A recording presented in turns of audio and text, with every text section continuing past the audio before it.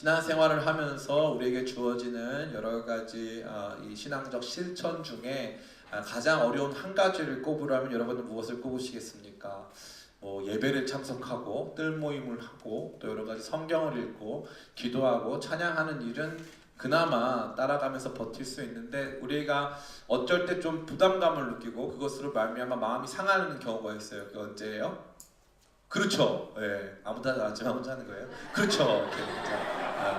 그렇죠. 맞아. 바로 그거예요. 뭐냐면은 전도예요. 전도. 교회에서 왠지 전도하라 그러면은 교회가 기업같이 느껴지죠.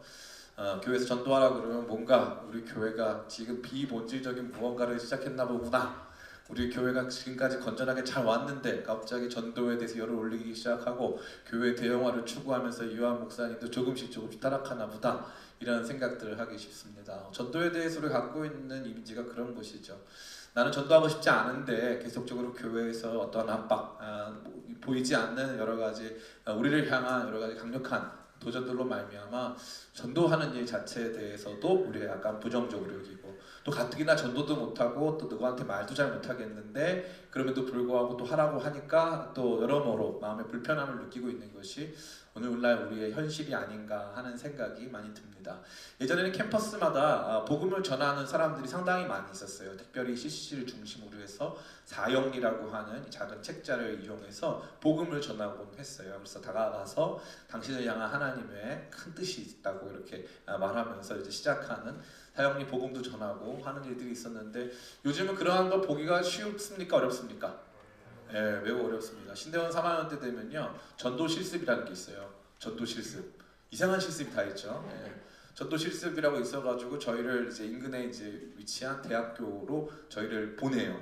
그래서 조를 만들어가지고 이제 가서 어느 구역부터 어느 구역까지 전도를 해라. 근데 실습을 시키는 거예요. 그래서 그걸 하면요, 막 전도사님들이 어디에 숨어 있다 걸리고 막 난리도 아니에요. 막 전도 하라고 하니까 막 숨었다가 걸리고 자기들끼리 서로 전도하고 있고 전도하는 척 하려고 막 서로 어떻게 오셨어요? 그래서 서로 전도하고 있고 연기도 하고 막 이러면서 간신히 그 학점 받겠다고 이제 전도를 이제 하고 있는 거죠. 우리에게 있어서 전도는 이와 같이 어려운 일이 되어버린 지 오래고요. 한국 사회 내에서도 이 복음을 전하는 일에 대한 불편함, 부담스러움들이 사실은 팽배해 있다고 해도 과언이 아닙니다. 한국은 어떠한 종교 사회일까요? 많은 사람들이 한국 종교에 대해서 생각을 많이 하는데, 한국은 일반적으로 지금 오늘날에 있어서 일반적으로 한국을 분류할 때 동아시아 유일한 기독교 국가로 분류합니다. 신기하죠? 내셔널 지오그래피에서 이제 그 종교 관련된 지도가 나왔거든요. 그래서 한국은 기독교 국가로 분류돼 있어요. 신기하죠? 교회의 숫자는 대략 6만 개가 넘습니다. 그렇기 때문에 우리 사회에서 이제 복음을 전하는 것을 어떻게 보면 교회를 광고하는 것처럼 이제 변질되고, 또 우리에게는 사실 어려운 이제 난관이 되는 것인데요. 오늘 본문 속에는 전도를 참으로 쉽게 하는 한 사람이 등장했어요. 이 사람 누가 시키지도 않았고요. 이 사람이 전도하는 대상자가 그렇게 간단한 사람도 아니었는데 이 사람 굉장히 당당하게 나가서 전도했어요. 전도하고 그러한 전도의 열매가 너무나도 아름답게 맺혀졌어요. 우리 이 한 사람, 다시 말해 빌립의 전도를 통해 오늘날 우리의 믿음을 다시 한번 확인해보고 이 전도라는 것이 어떻게 이루어지는가를 다시 한번 조망해 볼 수 있는 기회를 얻은 것 같습니다. 오늘 말씀을 통해서 아무쪼록 여러분 안에 있었던 전도와 관련된 여러 가지 선입견들, 여러 가지 부담감들이 깨끗하게 씻어지고 전도할 수 있는 위대한 용기, 또 전도할 수 있는 위대한 신앙의 삶의 모습으로 변화되기를 예수님의 이름으로 축원합니다. 아멘. 우리 같이 옆사람 바라보면서 당신도 전도할 수 있어요. 우리 자기 자신을 향해서 나도 전도할 수 있어요. 네, 감사합니다. 사실 많이 힘든데 오늘 설교처럼 힘든 설교가 없는 것 같아요. 근데 간단하게 같이 살펴봤으면 좋겠습니다. 오늘 빌립이라고 하는 한 사람은 자기 친구 나다나엘을 찾아가서 그에게 전도를 합니다. 이 빌립이라고 하는 한 사람이 만난 나다나엘이라고 하는 사람은 굉장히 보통 사람이 아니었던 것 같아요. 이 사람은 첫 번째 예수 그리스도에 대한 불신을 아주 합리적으로 그 이유를 가지고 있던 사람이에요. 어떻게 나사렛에서 선한 것이 나올 수 있느냐? 빌립은 예수님을 향해서 모세가 율법에 기록하고 이렇게 성취한 그래서 요셉의 아들 나사렛 예수다, 메시아를 만났다 증거를 했는데요. 지금 이 복음을 전하는 그 대상자였던 나다나엘은 얼마든지 예수님이 나사렛 출신이 되어서는 안 된다는 것을 가지고 있는 사전 지식, 배경 지식을 갖고 있습니다. 그러니까 교회 다녀본 사람이 전도하기 더 어렵죠, 그죠? 그러니까 복음 전하는 대상자가 교회 다녀본 사람일 경우에는 그 사람은 이미 다 알고 있다라는 전제하에 나도 교회 다 다녀봤어, 나도 성경 말씀 좀 알아, 그래서 나 전도하는 거 쉽지 않을 거야 라는 것이 가지고 있는 것이죠. 합리적인 이유를 가지고 있는 사람이에요, 성경적으로. 그러니까 얼마나 어려운 사람입니까? 근데 빌립은 이 사람에 대해서 너무나도 간단한 복음을 전해요. 어떤 복음입니까? 우리 같이 한번 살펴봤으면 좋겠는데요. 오늘 본문입니다. 오늘 본문의 46절 같이 한번 보겠습니다. 시작. 나다나엘이 이르되 나사렛에서 무슨 선한 것이 날 수 있느냐? 빌립이 이르되 와서 보라 하니라. 아멘. Come and see. 와서 보라. 와서 내가 만난 예수님을 봐라. 그러면 너는 믿게 될 것이다. 매우 단순한 복음 전도죠. 와서 보라. 와서 봐라. 저는 이 말씀이 너무 좋아요. 예수 그리스도에 대한 합리적인 의심, 또 예수님에 대한 합리적인 성경을 기반으로 한 불신을 가지고 있는 이 사람에게 대하여서 우리는 얼마든지 위축될 수 있고 얼마든지 그 부분에 대해서 도리어 성경적인 근거를 가지고 예수님을 믿어야 하는 다양한 이야기를 들이밀 수 있지만 오늘 빌립은 그렇게 하지 않고 내가 만난 예수님을 너도 와서 보라고 그를 초청하고 있는 것입니다. 그래서 3월 24일 날 우리 교회가 새가족 무슨 주일? 초청주의를 하는 것이죠. 여러분에게 그런 기회를 드리려고 하는 거예요. 제가 이런 설교를 하라고 요청을 받진 않았습니다. 그러나 제 마음에 감동돼서 설교를 하고 있는데, 참 흥미로운 것은요, 예수 그리스도에 대한 합리적인 불신의 이유를 가지고 있는 이 사람에 대하여서 그 어떠한 변증, 다시 말해서 왜 예수님을 믿어야 하는지에 대해서 우리의 지식을 기반으로 한 성경적 근거를 기반으로 한 변증을 늘어놓지 않고 내가 만난 예수님을 향한 거룩한 초청으로 강하게 밀어붙이고 있다는 것입니다. 그럼 어떤 일이 벌어질까요? 참 신기한 게요, 나다나엘은 분명히 합리적인 의심을 가지고 있었단 말이죠. 나사렛에서 선한 것이 날 수 없어. 왜요? 메시아는 베들레헴에서 나게 돼 있거든요. 그러니까 예수님은 물론 출세는 베들레헴에서 했지만 대부분의 생활 근거지가 나사렛 지역이었기 때문에 예수님이 나사렛 예수로 불려지는 순간 예수님에 대한 신빙성이 많이 떨어지거든요. 그러니까 그것에 대해서 합리적 의심을 품고 있는데 일단 어떻게 했다? 초청했다. 일단 와서 보라고 그를 도전했다. 근데 그가 어떻게 했어요? 왔다는 게 중요하죠. 굉장히 신기해요. 그냥 왔다는 거죠. 그러니까 전도에 있어서는요, 전도에 미련한 것, 다시 말해서 전도는 그 자체로 무언가 굉장히 탁월한 대안이 되어 보이거나 그것이 굉장히 합리적으로 우리의 어떤 의심들을 다 해소할 수 있는 것이 되지는 못한다는 것이죠. 전도는 그 자체로 다소 미련해 보이고 그것은 다소 우리가 봤을 때는 크게 와닿지 않을 것처럼 보이는데 그 거룩한 초청이 사실 사람들의 마음을 움직여서 예수 그리스도 앞에 나오게 한다는 거죠. 우리가 만난 예수님을 만난 예배의 자리로나 수련회의 자리로나 우리 공동체의 자리로 그를 데리고 온다는 거죠. 그러니까 전도는 뭡니까? 따라해볼까? 전도는 초청이다. 그래서 전도는 초청이에요. 초청을 하는데 이제 친구를 초청할 때 많은 설득도 할 수 있지만 어떻게 하는? 내 생일이니까 와. 내 결혼식이니까 와. 너 초대할 거야. 내 결혼식에 꼭 와야 하는 무슨 합리적 근거를 댈 필요도 없고 내 생일날 와야 하는 합리적 근거를 댈 필요도 없는 것입니다. 전도는 초청입니다. 위대한 초청입니다. 대신에 그가 올지 안 올지는 우리가 책임질 필요가 있어요? 없어요? 없습니다. 그 사람이 올지 안 올지에 대해서 우리가 책임질 필요는 없어요.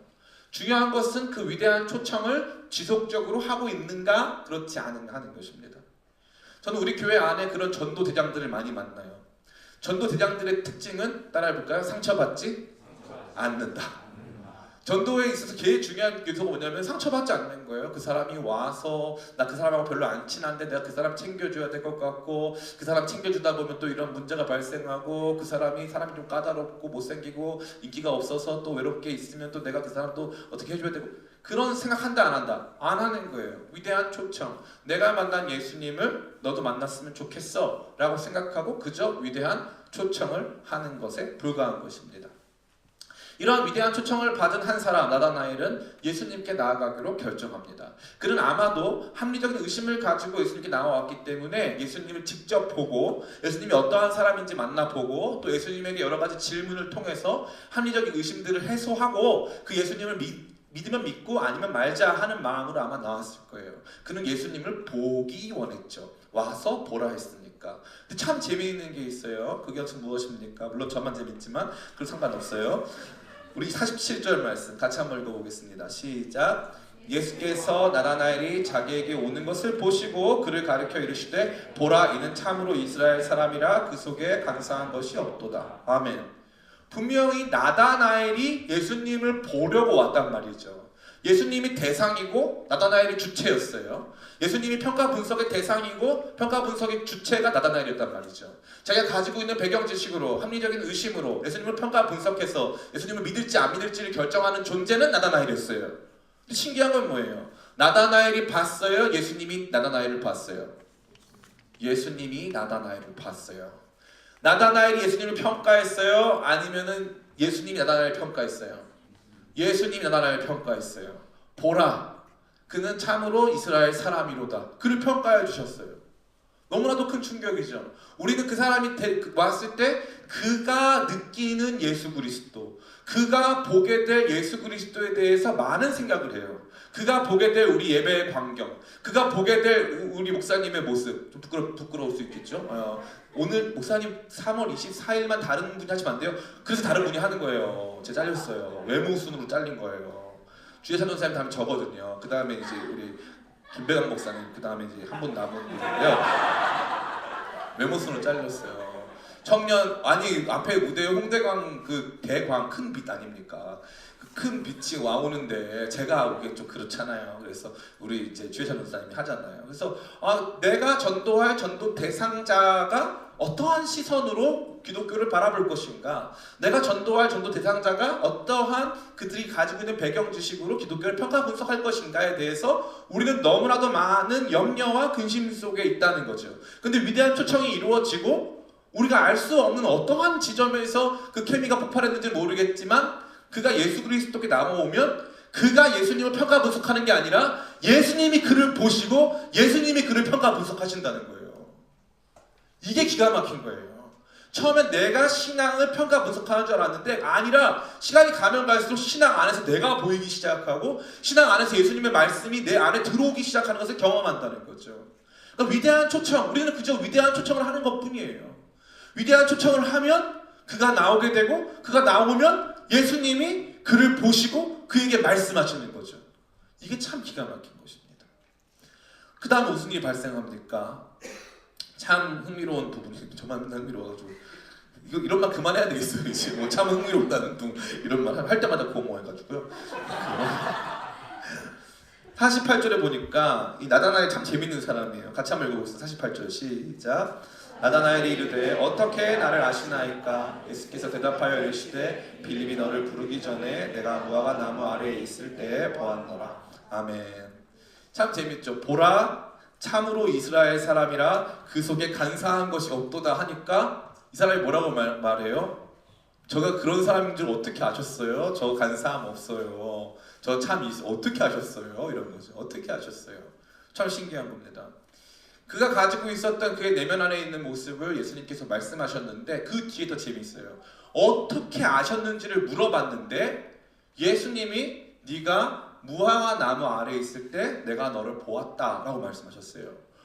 많은 학자들이요 무화과 나무는 구약 성경에서 뭐고 그래서 이게 나다나엘이 기도할 때 예수님이 만나준 거다, 나다나엘이 이게 쉴 때 예수님이 만나준 거다. 정답은 뭐냐면요, 우리는 모른다는 거예요. 우리는 모른다. 그럼 누가 안다? 오직 나다나엘과 예수님만 아는 이야기가 있다는 거예요. 오직 예수님만이 알고 계시는 그 누구도 알 수 없는 나다나엘의 삶의 이야기, 나다나엘의 삶의 그 중심, 그걸 예수님이 따라해볼까요? 미리 아심. 예, 요한복음은요 예수님의 미리 아심의 책이에요. 예수님은 다 미리 아세요. 요한복음 4장에 보니까 가서 남편을 데려와라. 전 남편이 없습니다. 네가 전에 남편 5이 있었고 지금 있는 사람도 내 남편이 아니니 네 말이 참되도다. 주여 내가 보니 당신은 선지자로 서 있다. 우리가 알 수 없었던, 한 번도 만나본 적 없는 사람들에 대한 정보를 예수님께서는 이미 알고 계신 것입니다. 근데 너무 신기한 것은 위대한 초청으로, 전도라는 위대한 초청으로 초청받은 사람이 예수님께 나왔는데 우리가 봤을 때는 그 사람이 가지고 있는 합리적인 의심으로 말미암아 그가 예수님을 배척해야 되는데 심지어 나왔고, 예수님을 만났는데 그가 예수님을 평가 분석한 게 아니라 예수님이 그를 보고 평가 분석하셨고, 뿐만 아니라 그에 대해서 세상 그 누구도 알 수 없는 그의 이야기를 예수님이 그에게 들려주신다는 거죠. 그러기 시작하니까 이 사람 안에서 놀라운 변화가 일어납니다. 어떤 변화가 일어납니까? 같이 한번 읽어볼까요? 49절 말씀 같이 읽어봤으면 좋겠습니다. 시작. 나다나엘이 대답하되 랍비여 당신은 하나님의 아들이시오 당신은 이스라엘의 임금이로소이다. 아멘. 당신은 하나님의 아들이십니다 라고 고백했어요. 당신은 하나님의 아들이십니다. 그 전까지는 뭐라고 말했어요? 어떻게 나사렛에서 선한 것이 날 수 있겠느냐 라고 생각했어요. 근데 예수님을 만나고 예수님이 그를 보시고 예수님이 그를 평가 분석하실 뿐만 아니라 그의 삶의 깊은 이야기를 말씀했을 때 그는 예수님에 대해서 당신이 하나님의 아들이라고 고백했다는 것이죠. 이 위대한 역사가 전도라고 하는 다소 미련해 보이고 우리가 봤을 때는 다소 불편한 그 활동을 통해서 주어지고 있는 명확한 증거가 오늘 본문의 말씀에 나타나 있는 것입니다. 그러기에 우리의 삶의 전도는 어떠한 것입니까? 전도는 그냥 하면 되는 거예요. 아멘? 그 위대한 초청은 그냥 하면 되는 거예요. 그 사람이 와서 정착을 할지 안 할지, 그 사람이 어떤 상태인지 아닌지에 대해서 고민할 필요 있다 없다? 없다. 와서 봐라. 와서 봐라. 그 예수님을 만나라. 내가 만난 예수님을 네가 만나라. 내가 경험한 예수님을 네가 경험했으면 좋겠다. 그냥 초청하는 거예요. 그냥 초청하는 거죠. 그리고 나면은 놀라운 변화가 일어나고 그 안에서 우리가 예측하지 못했던 예수님과 그와의 만남이 시작되고 그는 예수님을 하나님의 아들이라고 고백하고 이스라엘의 임금이라고 고백하고 예배하기 시작하는 것입니다. 너무 놀랍죠. 그리고 나서 예수님 뭐라고 말씀하십니까? 더 위대한 약속을 하세요. 우리 51절 말씀 50절 51절 같이 한번 읽었으면 좋겠습니다. 같이 읽겠습니다. 시작.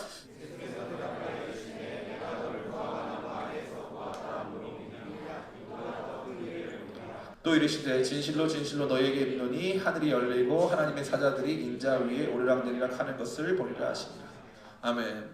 이 요한복음 1장 51절은 구약 성경에 대한 지식이 없으면 전혀 이해할 수 없는 말입니다. 요한복음 1장 51절은 정확하게 창세기 28장을 반영합니다.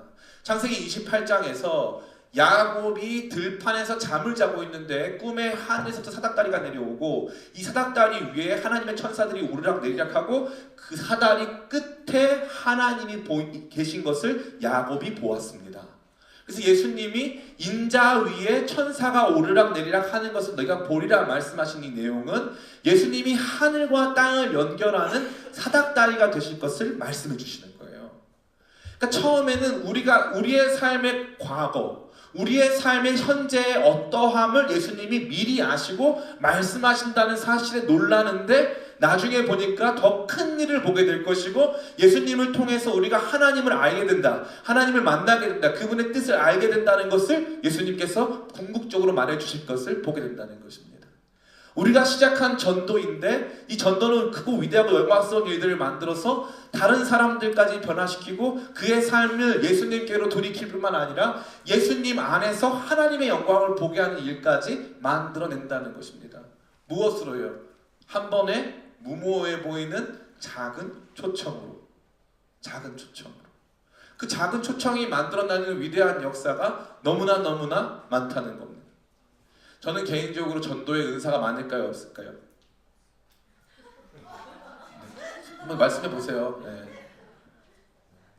네, 우리 감사합니다. 부목사님 많아요. 네, 감사합니다. 이러니까 우리 귀한 동역자고요. 네, 진짜 제가 너무 사랑하고 아끼고 우리 두 분 전도사님 회개하시기 바랍니다. 두 분은 전도를 잘하시나요? 네, 꼭 물어보고 싶네요. 네, 어쨌든 전도사인데 전도를 잘하나요? 막 이렇게 해서 전도가 직업 아닌가요? 계속 궁금한데요. 네. 저는 전도를 잘 못해요. 제 성격이 어떻게 외향적인데 내성적이다.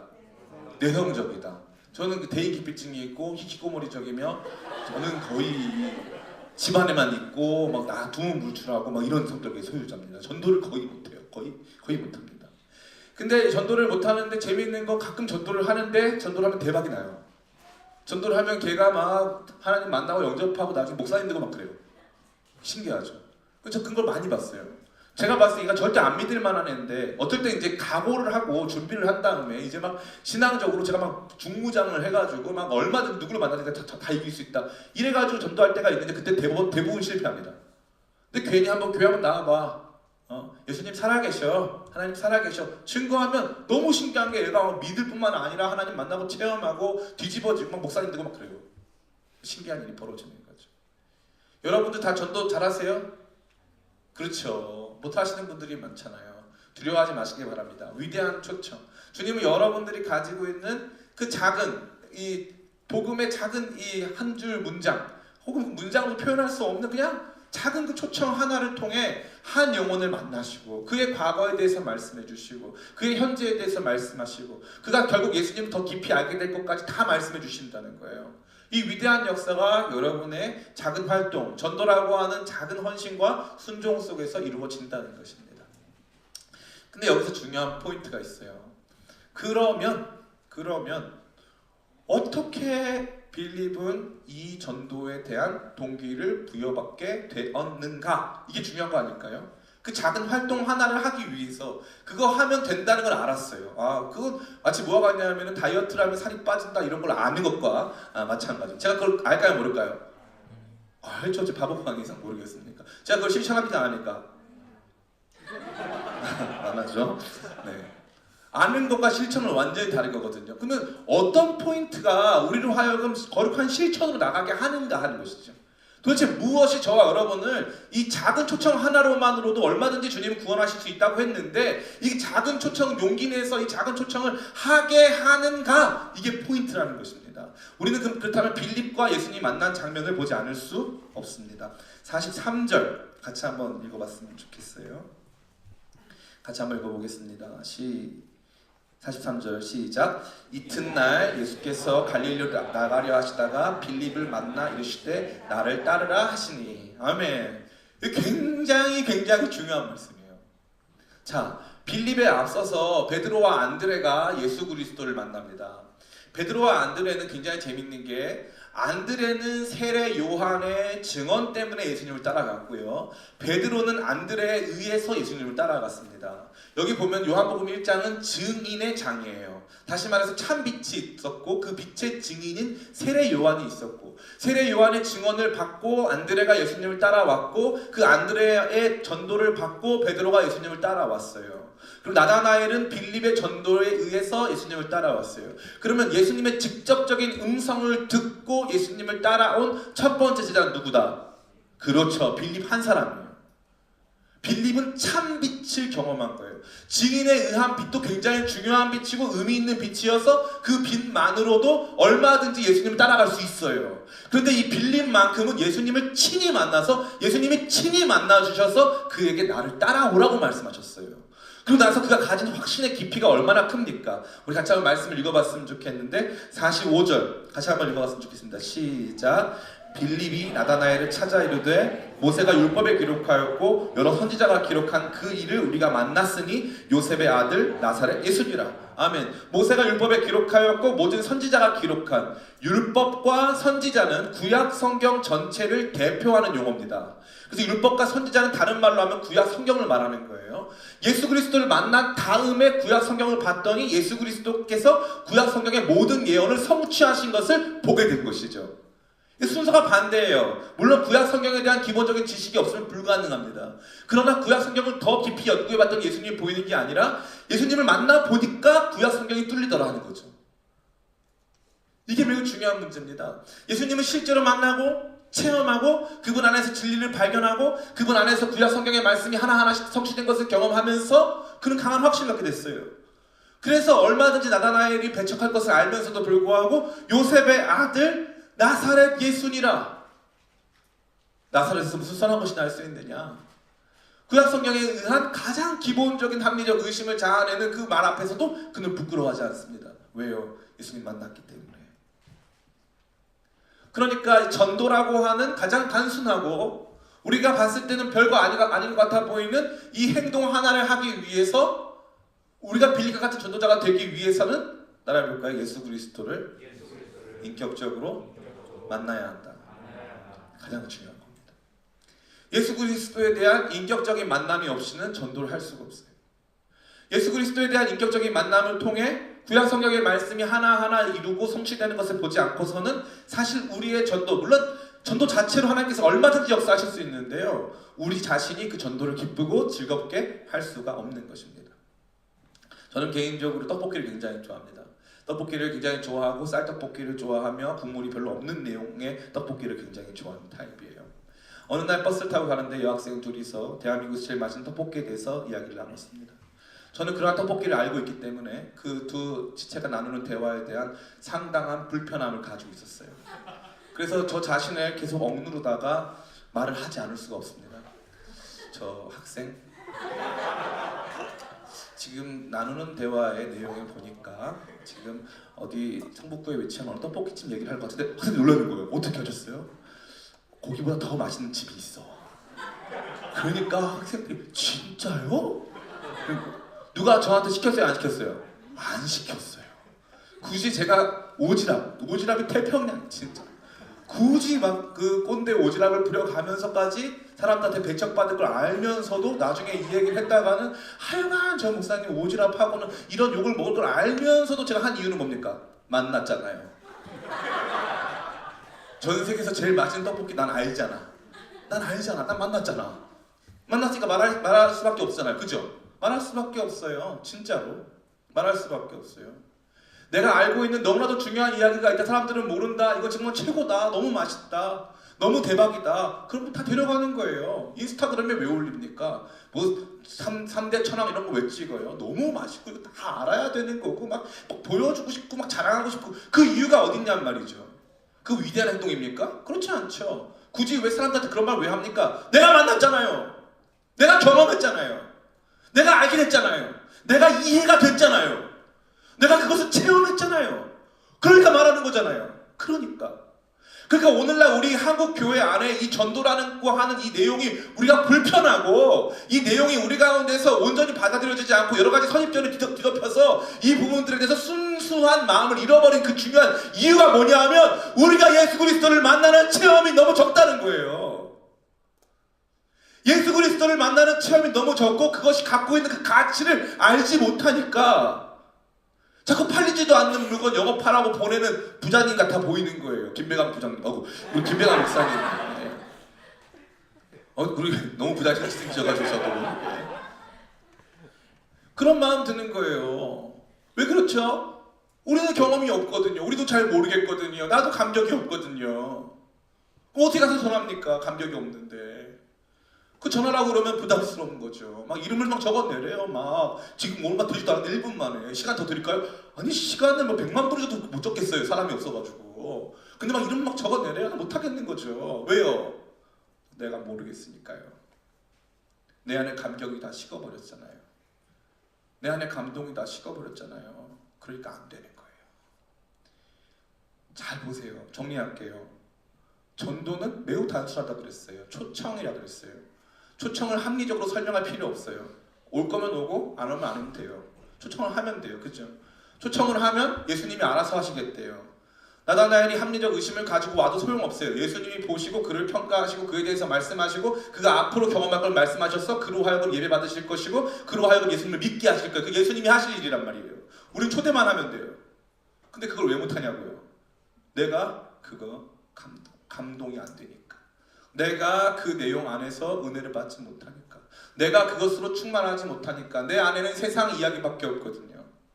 내 안에는 예수 그리스도 얘기가 없거든요. 없는데 어떻게 하라는 말이죠. 영업사원이 제일 힘든 게 뭔지 알아요? 안 팔리는 물건 팔아오라는 거죠. 그리고 내가 자신 없는 물건 팔아오라는 거예요. 근데 내가 봐도 너무 자신 있는 물건. 가끔 우리 교회 집사님 그 쇼스타 하신 집사님 보면요. 이럴 때 있어요.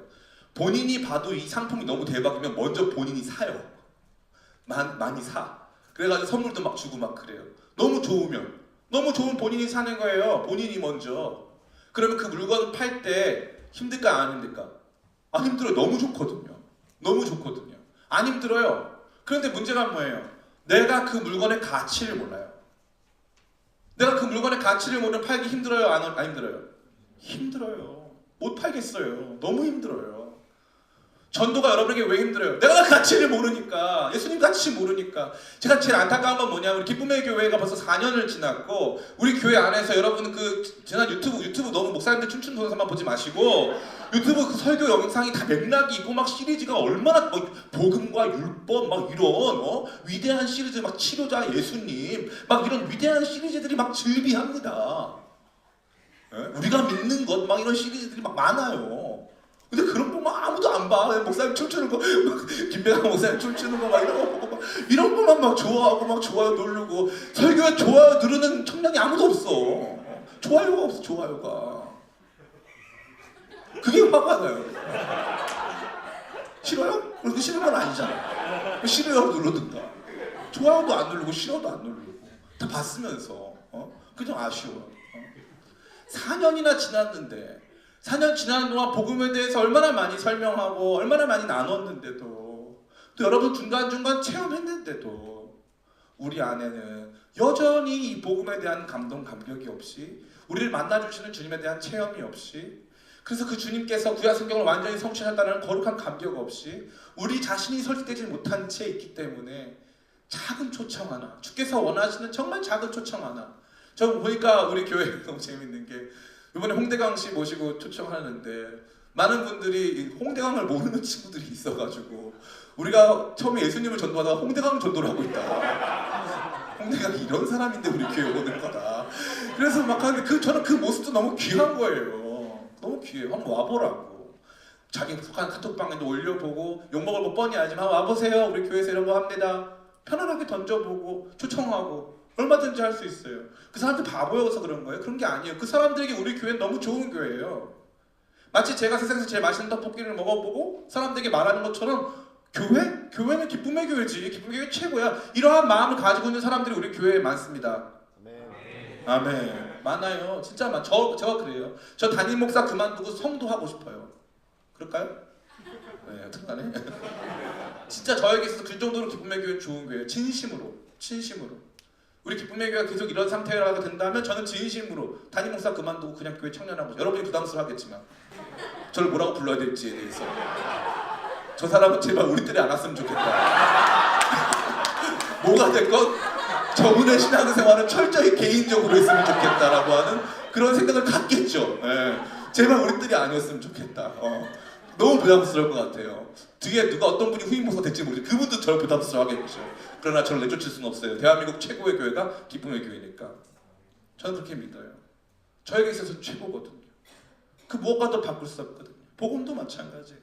여러분 안에 제가 이제 다 말씀을 마치면서 꼭 드리고 싶은 위대한 도전이 하나 있습니다. 복음을 체험하시기를 도전합니다. 예수 그리스도를 더 깊이 알고 만나고 체험하시기를 도전합니다. 그것 없으면요, 너무 안타까워요. 우리의 신앙생활에서 많은 시간을 교회에 와서 드리고 성경을 읽고 기도를 하고 예배를 드렸는데 예수님을 모르는 거예요. 확신이 없는 거예요. 그래서 전도를 못해. 그냥 그 한마디도 못하는 거야. 아예 한마디도. 예. 우리 목사님이 이번에 이렇게 했잖아요. 탁탁. 야, 너도 수련회 갈 수 있어. 100% 할 수 있는 실천을 내가 가르쳐줄게. 수련회 갈 수 있다고 막 도전해주잖아요. 여러분 할 수 있어요. 할 수 있어요. 여러분 할 수 있어요. 언제? 따라해볼까요? 예수님을 만나면. 그거 여러분들이 가장 기도 많이 하고 생각 많이 해야 될 거예요.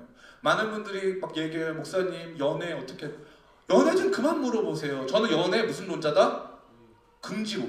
우유론도 당연히 맞는데 연애에 대해서 금지론자예요. 연애하지 마라. 25세 미만 연애하지 마라. 25세 미만 손 들어봅니다. 나 25세 미만이다. 연애하고 있다. 손 들어봅니다. 하나님께 영광의 박수. 네. 25세 미만 연애하지 마. 연애할 필요가 없어요, 여러분. 연애할 필요가 없어. 저는 연애 전혀 이렇게 여러분들 동요하지 않습니다.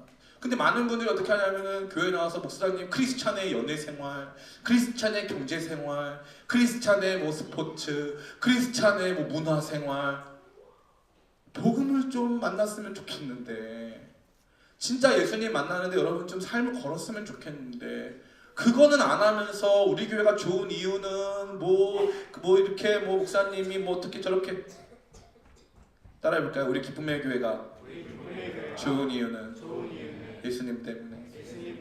저는 여러분 그랬으면 좋겠어요. 살아계신 그 복음이, 살아계신 예수 그리스도의 복음이 우리 가운데 너무나도 분명히 흐르고 그 복음의 메시지가 우리를 정말 변화시키기 때문에 누군가에게 나아가서 기쁨의 교회 나와라, 내가 만난 예수님 만나라 하는 그 내용이 조금도 부끄럽지 않은 그런 위대한 영적인 상태가, 빌립, 위대한 전도자, 물론 여기 나오는 빌립은 예수 그리스도의 제자 사도 빌립이에요. 사도 빌립. 그러나 그럼에도 불구하고 오늘 저와 여러분에게 예수님을 실제로 만나서 다른 증인들을 통해서 만나는 것이 아니라 예수 그리스도를 실제로 만나서 위대한 복음의 전도자가 된 이 빌립과 같이 저는 여러분들이 예수 그리스도를 실제로 만나고 체험하고 그 예수님에 대한 위대한 확신을 갖기를 간절히 축원합니다. 여러분이 그런 확신을 가질 때 따라해볼까요? 나도 전도할 수 있다. 한번 같이 고백할까요? 야, 너도 전도할 수 있어. Everybody,